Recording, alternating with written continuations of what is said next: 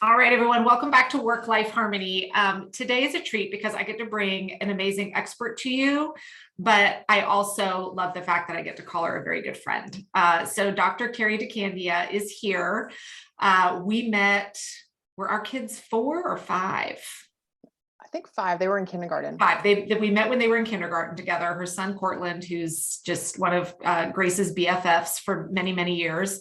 So we navigated the elementary school years together, and we quickly found that we just connected on a lot of things, constantly sharing books with each other, all of that. And I'll let Cari kind of give you guys her background. But during this time, she went back and while working and momming and all of that, managed to, oh, gee, just go get a PhD as well. So we are going to have a great conversation. Cari is my go-to for all things habit, mindset. She just gives really good, pragmatic, practical advice there. So we're going to be talking about how when you're trying to implement new things around managing your time, how self-awareness really plays into that. So Cari, why don't you give everyone a little background and then we'll get going. Sure. Thanks, Megan. So I am originally from New York, came down south to the warmer states where I studied psychology, and immediately after school got into sales and business development. And I really loved just the ability to control my own income, the flexibility that kind of work environment provided. It's where I got introduced to personal development and kind of really found my love of learning and the desire to understand really just what makes the most successful people consistently successful. What were the habits that they were utilizing? What were the skill sets that they were employing? And so that's where I started studying that. And after about probably 15 or so years in the corporate world, I found that, while I had realized success by most people's standards, I just wasn't really fulfilled anymore. And so that's when I made that decision to kind of follow my passion of studying what drives us, of understanding what separates those that are performing at the highest levels and then those that aren't. And go back to school and got my master's and my doctorate in sport and performance psychology. And now I'm so thankful every day that I get to wake up and do what I'm truly passionate about. Awesome. Thank you. So Cari has a course that I recently, she very generously let me go through it. And remind me the title of it again, because I'm going to butcher it. Sure. It's a resolution reset. Resolution reset. Okay. And it is, as I was taking this course, there was a particular part that really stuck out to me that I had never really thought about, which was this idea of how self-awareness really impacts us, and where I've seen it with people, and I cover it as I'm coaching people through how to create morning routines. Like my big aha was every morning routine I ever saw out there, I tried them and I'm like, this really sucks. Like I don't like it. It's not working for me. I'm feeling like something was wrong with me. I couldn't do these productivity routines. But thankfully I found this amazing study that totally validated me by saying, yeah, hon, your personality type, this is a really crappy morning routine for you to try and go do. So I know it's not quite the same, but I feel like there's some definite synergies there of having that awareness of who I am as a person, my personality, to then know, the more I know that, the better decisions and choices I can make around trying to create new habits, getting new routines in place, all of that. So where would you say, if somebody has made a resolution of some sort of something that they want to do, where does that self-awareness tie in, and how does someone even have it, if that makes sense? Because I know sometimes I'm like, is there something I'm totally missing that everyone else sees about me that I have no self-awareness on at all? Okay, so let's start with, how do we become more self-aware? Mm-hmm. Maybe is that a good kind of jumping off point? So we are wired for efficiency, right? That's how our brains are wired. And so because of that, we automate as many behaviors as possible, right? And so starting to, committing to higher levels of self-awareness really becomes just that first thing, is a commitment. to, okay, I'm going to slow down and I'm going to, one, be more present moment focused. I would say probably that's the number one thing is, be where your feet are, right? So taking that That's so moment. hard. It sounds so easy, but Oh, that so alone easy. is so hard sometimes. Well, I'm sure you've done this, and I've done it even just this week, where have you ever driven Grace to school and you got there and then you realize that, wait, I don't remember making this Yes, turn or that turn. And all the time. right, right. We go to the office, we go through our routines every single day, and we're not recognizing what we're doing in that moment because we're so automated, because we've done it so many times. Mhm. Right. So that first step is just committing to being present so we can still listen to the radio, right? We can still engage, but maybe it's noticing the smells that you see outside, right? Try to engage as many senses as possible. Um, how does the steering wheel feel against your hands? How Mhm. many different shades of green do you recognize in the trees? Just being present. And so the more moments that you can kind of string together of those fully present moments, that will help to kind of start on that path of, increasing that self-awareness. Another strategy is just taking that intentional time to reflect on, maybe you had a really good positive result. Okay, take that 5 minutes and reflect on, okay, what were the variables that kind of led to that result? Because once we know the variables that lead to high performance, it's like a key. Then it's just unlocking, it gives us the ability to kind of unlock those variables in the future, which makes it more likely that we'll realize, additional levels of high performance. Oh, I love that. So I know a lot of people who listen are always looking for, at least I hope you are, if you're listening, better ways to manage your time. Weekly planning is a big one, but one that I talk about, and I know you do an exceptional job on, because I loved what you taught in your course on it, is that minimizing distractions, because that's the number one thing people tell me, like, I didn't get all done because I got so distracted. Right. So if someone's trying to get a better practice in place of, I'm sitting down to work for 30 or 40 minutes, or I'm doing this task, and they know they're battling distractions, where would you have them start on kind of understanding why, like what's going on that's allowing me to constantly get distracted, even if you've turned off the notifications on your phone and all of that, but your brain literally is just kind of all over the place. Well, I think you pointed out a good kind of first step, right? Eliminate the distractions, create that environment that kind of minimizes the opportunities to be distracted. Yep. And then I also think about, we are at our best typically from a cognitive perspective and being able to kind of access all of those kind of best resources. We do our best thinking in the morning. So if you Is that have pretty the ability standard to. for everybody, even people that are like, oh, I'm a night owl? Is it pretty standard just because your brain is fresh that we do that best in the morning? Correct. Okay. Yep. And so that time block may be later than others, right? So if you're a night owl, maybe you're sleeping later. Maybe you have to have, a cup of coffee or two. And that's where that self-awareness comes in, right? It's taking that kind of that pause and that reflection of when am I at my best versus when am I not at my best, right? So Yeah. so I say it's for everyone, but I don't know that there's like a hard and fast rule, right, that applies to everyone. So I would say it applies to most. Right. That first thing when we're at kind of our peak point in the morning is going to be when we're able to do our best thinking.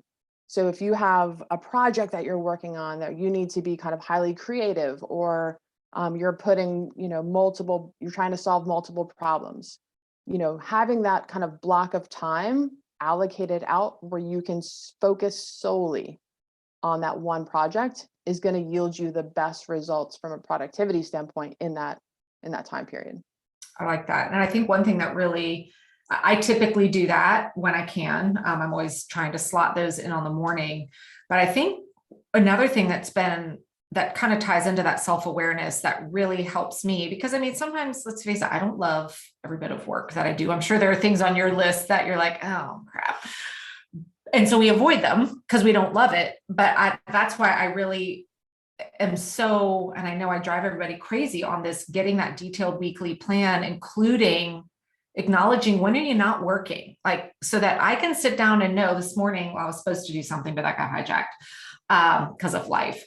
But I can look at my calendar and see very clearly, if I don't do it right now, I have no other time for the rest of the day. Because if I don't see that, I'm going to trick myself, be like, I'll do that later. I'll do that later. And then of course, later comes and we never, ever do it. So I like that combination of putting it in the morning and then having it.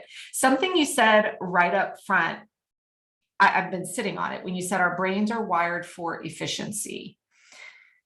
So, and I laughed because I instantly pictured my daughter, who granted we're in that, pre-tween or whatever stage of just entering middle school. I don't see one wiring of efficiency at all when I watch her go through life. So I'm wondering if you can explain that a little bit more. Maybe that comes with time, because I don't see it in my son either.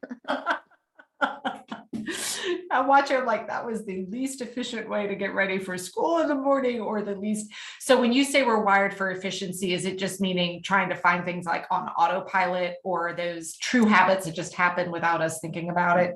Correct. Yep. We are always looking for things that are, so we're wired for efficiency, but we're also, seeking pleasure and avoiding pain. So we're always looking for, what is going to give us that positive kind of dopamine hit versus what is not. And so when you mentioned earlier about having that kind of task that, you maybe don't want to do it, when we procrastinate, it's still kind of zapping us of our energy, because in the back of our mind, we have that pull of, we know we need to do it, we don't want to do it. Right. So that's another really good reason to kind of get those types of activities that you have to get done that are super important, but maybe they're not preferred activities, to get those knocked out first. I think that's an excellent point. It's true, because when I used to be like, my mom, when she came on the podcast, said I would have won Olympic gold medals for my procrastination. I don't do it anymore, but the entire time I was procrastinating, I wasn't enjoying myself. Right. Because it was nagging in the back of your brain all the time. Like, you still have to do this. You still have to do this. So I think that is, I didn't have the self-awareness of that in the moment until now. I can look back and I'm like, yeah, it really wasn't an enjoyable way to work, for sure. Well, it also makes me think of, last year with virtual school, where, thankfully Portland, yeah, it was a great time. Thankfully Cortland did an amazing job at virtual school. For the most part, he was pretty independent, right? I didn't have to be involved so much. However, my daughter, who was 6 then, to do a math worksheet, which should take 10 minutes, seemed to take 3 hours. And so what I found, what was happening is I wasn't getting my work done because I was trying to help her at the same time that I was also trying to respond to emails or, work on a program. And so I wasn't fully attentive to her, which was causing her to be frustrated. I wasn't fully attentive to my work, which was causing me to not get my work done. And it wasn't until I recognized what was happening that my attention was split between two different things, and none of it was getting done well. And started to allocate, okay, if I'm going to be with her between these hours and these hours, then I'm going to allocate this hour completely towards kind of focused work. And when I did that, it was amazing, just the change and how much I was able to get done. And then also just how enjoyable, right? When I was fully present in what I was doing and not trying to be in two places at once, I didn't feel that like anxiety of, I should be doing this, but I feel guilty about this. And yeah. So how do you remember what it was that helped you have that realization? I think I took a walk. Yeah. Like you said, you were just present, right? Yep. So for me, one of my kind of where I get like my best ideas. It seems like if I'm going for a run or going for a walk, just being in nature just calms me. And so I think I had taken a walk because I was so frustrated. And then, and it's so obvious, right, on reflection, now that I think about it, but in that moment, we're so caught up Yeah. that we don't really recognize kind of what's going on. And so, intentionally kind of removing myself from the situation, allowing myself to calm down, I was able to kind of think more clearly and reflect on, okay, here's what's actually happening. And, and I've studied this stuff, right, for 5+ years. So I know it. But, But I think it's sometimes. so, it makes me happy to hear you say that. Cause it's like, even the pros, like we all have the same struggles, and it's so easy to see it in others and then not in ourselves. And as you were talking, I just realized I was looking back over my morning this morning. And I'm like, I did it all wrong. And I know better, but it was a last minute. I thought Grace was going to school and we came home, and then I had things planned, but now she was here, and then I had to reshuffle my day, and I was annoyed and frustrated. And I'm using well, that's just because this happened. But the reality was I spent the last 3 hours trying to serve 2 roles at once. Yep. And I know better, you guys. I sit here, I come on and I tell you not to do that, but I still fall. I mean, we fall into the trap sometimes in the moment, or it's a new situation. And so we're not really prepared. But looking back now, I'm like, yeah, it's exactly what happened. So I think that there's a great metaphor that I was introduced to. And it's basically this concept of being above the line or below the line. And above the line is all the things that we strive for, right? It's all the right mindset, the right behaviors, the positive self-talk, all the things that lead to high levels of performance. And then below the line is all the things that don't, right? Having a fixed mindset, negative self-talk, making excuses, having a scarcity mentality, right? All those types of things. Well, the more self-aware that we are, the more present we are, the quicker we realize when we're below the line, and then we can make that shift above the line. So I think to your point about, we're all human and we all struggle with the same challenges. I think the difference might be is that the more you practice this skill, the better you get at recognizing when you're below the line. And then you have those tools to get you back above the line. So it's not that we're never below the line. Yeah, you just recover quicker. We recover quicker. And I think that goes that goes through with not just mindset stuff, but physical stuff as well. Like you look at athletes who are in tip-top shape and get an injury, they're probably going to recover a lot quicker than someone like myself who isn't quite as in shape as I used to. I don't bounce back like I used to anymore. But I think that'd be interesting. I think it'd be interesting for everyone to think about like where they are in terms of how much time you're spending above the line versus below the line. And you can even use that as like a quick litmus test, right? Like at various points in the day, you can even just say, am I above the line or am I below the line? That'd be a great like first thing of self-awareness even. Oh yeah, no, 100%. Love that. Yeah. Ooh, I'm going to do that. I think what I'm going to do, you guys know I love me some good alarms on my phone, is even just start and just set 2 random alarms on my phone each day as my line test.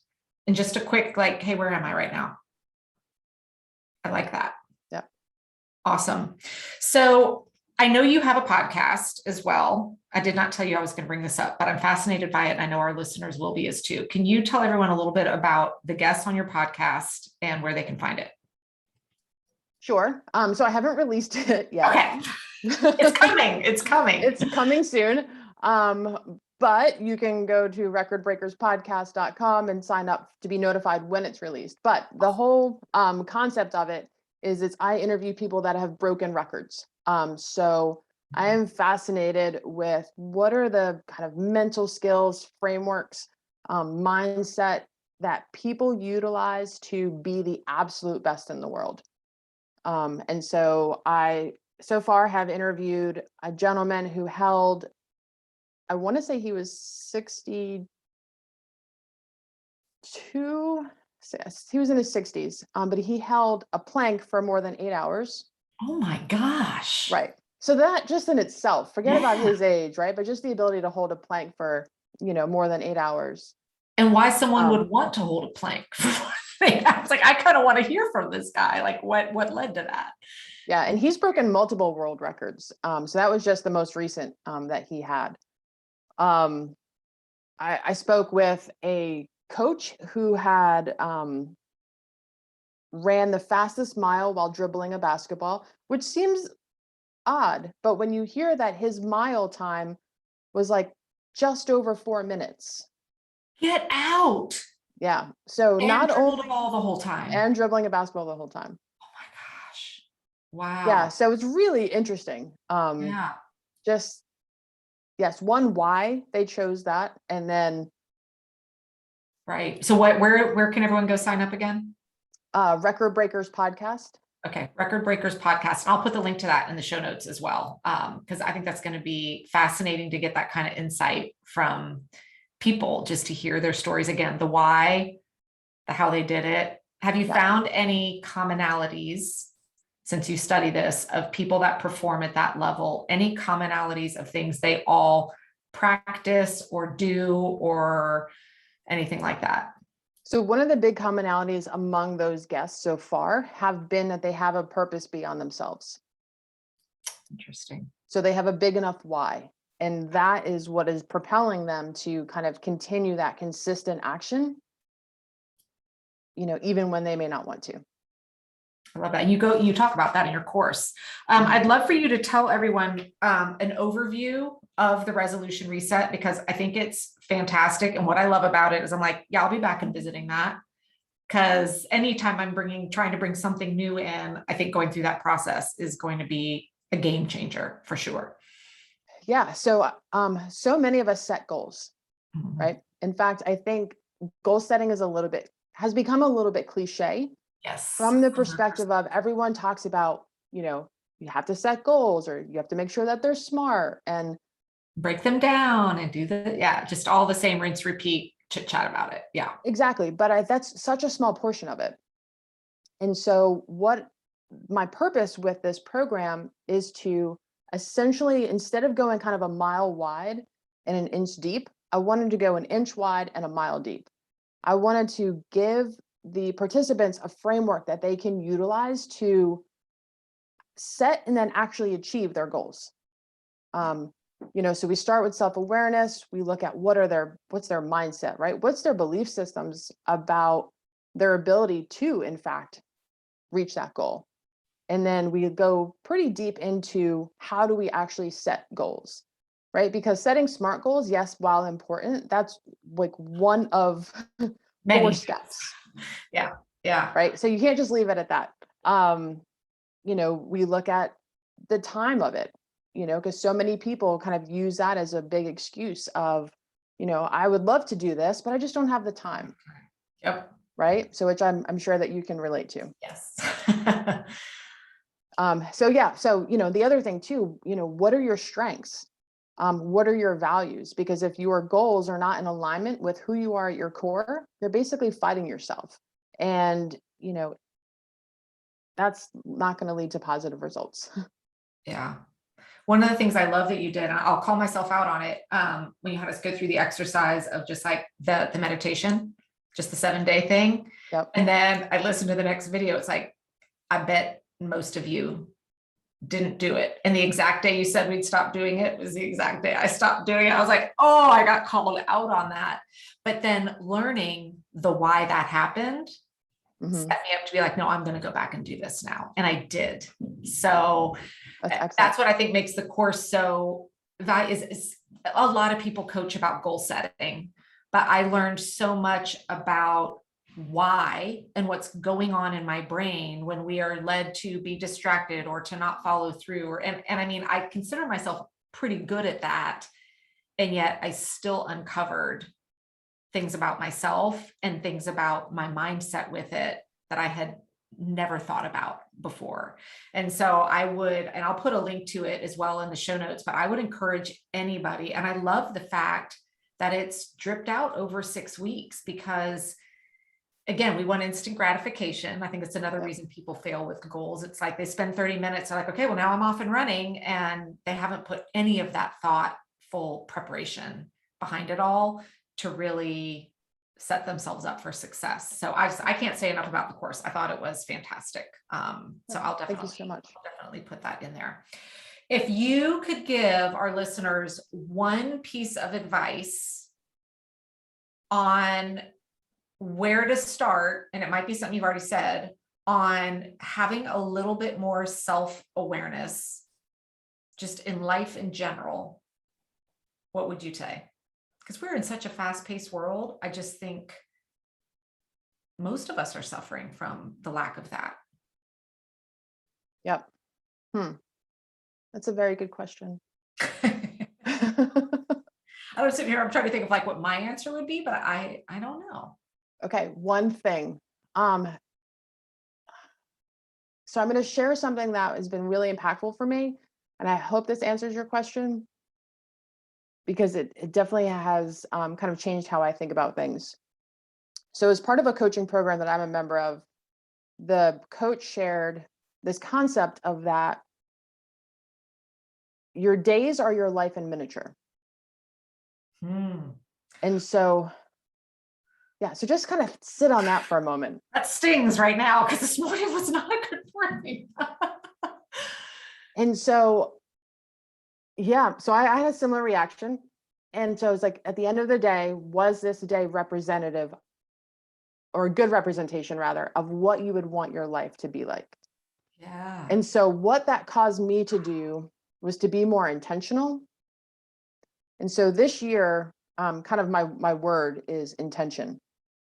And so my focus is around being more intentional, and that's in all aspects of my life. And so if I were to give kind of one piece of advice to increase that self-awareness, or really in anything, is to set that intention to commit to that self-awareness, or to just kind of be intentional about, being where you are, or, what your goals are.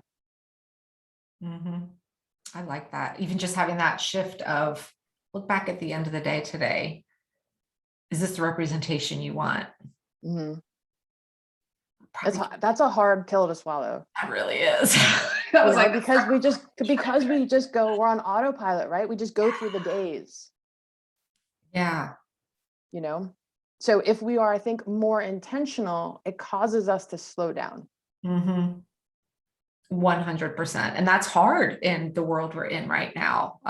Yep. I think when the shutdowns and everything first happened, I think a lot of people were forced to, but now we've all kind of pivoted and regrouped, and we found ways to, be back on the go, even if you're still from home. Right. That's going to be one that's going to stick with me. I don't know if I like you or not for sharing that, because I'm going to be thinking that every night now, like, let me look back over the day. But I think that's fantastic. It's a very powerful way to view it. Yeah. And then track it, right? That's the other thing. Whenever you're trying to establish kind of a new habit or a new behavior, you want to track that behavior, because that itself, knowing that you're tracking it, is bringing intention. Absolutely. So if you really were committed to doing that, you would add that as a, at the end of the day, checkbox. Yeah. And for those of you that use the top planner, I've got that daily habit checkbox on the top of each weekly spread. I think that's what I'm going to use mine for the rest of this week. I was tracking my water, but I'm going to shift over. This seems a lot more powerful and meaningful. So I'm going to do that for the rest of this week. I love that. I think that's amazing. Cari, thank you so much for coming on. Yeah, thank you so much for having me. It was awesome. To try and stay, normally when we chat, we always end up talking mom life and all the other things. So it was good for us to stay in our lane today. And I know our listeners are going to appreciate this. And guys, do go check out, sign up to get the podcast.